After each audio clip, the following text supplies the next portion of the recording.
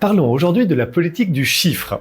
Vous le savez, nos hommes politiques adorent partager des chiffres très ambitieux sur les réformes qu'ils mettent en place. Et souvent, le problème, c'est que pour atteindre ces chiffres, on fait beaucoup de choses totalement inutiles.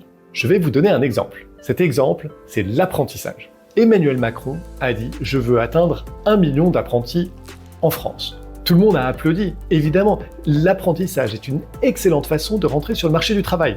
Vous complétez vos études théoriques par une expérience pratique en entreprise, tout en commençant à gagner votre vie. Qui peut être contre l'apprentissage? Emmanuel Macron a mis en place en 2018 une réforme qui a fortement poussé à l'apprentissage. Il a notamment donné des subventions très fortes aux entreprises pour embaucher des apprentis. Les résultats sont spectaculaires. On a augmenté de plus de 300% le nombre d'apprentis, tout en augmentant dans la même proportion les coûts pour les finances publiques. Aujourd'hui, d'après l'OFCE, le coût de l'apprentissage, c'est environ 20 milliards d'euros pour les finances publiques. À nouveau, 20 milliards d'euros, j'ai jamais touché ce que ça faisait, mais quand on divise 20 milliards par 40 millions de foyers, ça veut dire que chaque foyer français paye environ 500 € par an pour l'apprentissage.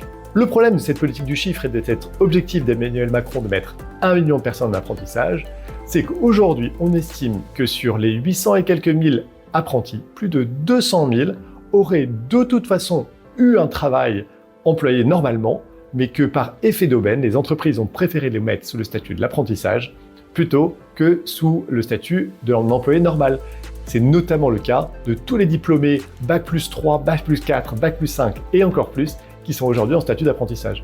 On estime que les économies de dépenses qu'on pourrait faire en évitant cet effet d'aubaine sont de l'ordre de 6 milliards d'euros, à nouveau 150 € par foyer français.